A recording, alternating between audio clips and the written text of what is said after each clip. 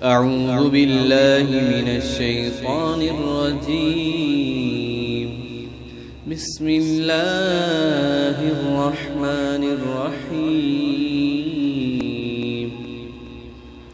اللہ اس سے نہیں شرماتا کہ بیان کرے مثال مچھر کی یا اس سے بھی کسی چھوٹی چیز کی۔ پھر جو ایمان والے ہیں وہ جانتے ہیں کہ وہ حق ہے ان کے رب کی جانب سے، اور جو منکر ہیں وہ کہتے ہیں کہ اس مثال کو بیان کر کے اللہ نے کیا چاہا ہے۔ اللہ اس کے ذریعے بہت لوگوں کو گمراہ کرتا ہے اور بہت سے لوگوں کو اس سے راہ دکھاتا ہے، اور وہ گمراہ کرتا ہے ان لوگوں کو جو نافرمانی کرنے والے ہیں، جو اللہ کے عہد کو اس کے باندھنے کے بعد توڑتے ہیں اور اس چیز کو توڑتے ہیں جس کو اللہ نے جوڑنے کا حکم دیا ہے، اور زمین میں بگاڑ پیدا کرنے والے ہیں۔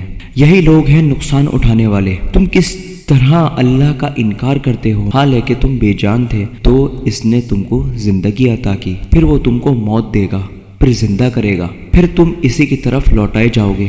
وہی ہے جس نے تمہارے لیے وہ سب کچھ پیدا کیا جو زمین میں ہے، پھر آسمان کی طرف توجہ کی اور 7 آسمان درست کیے، اور وہ ہر چیز کو جاننے والا ہے۔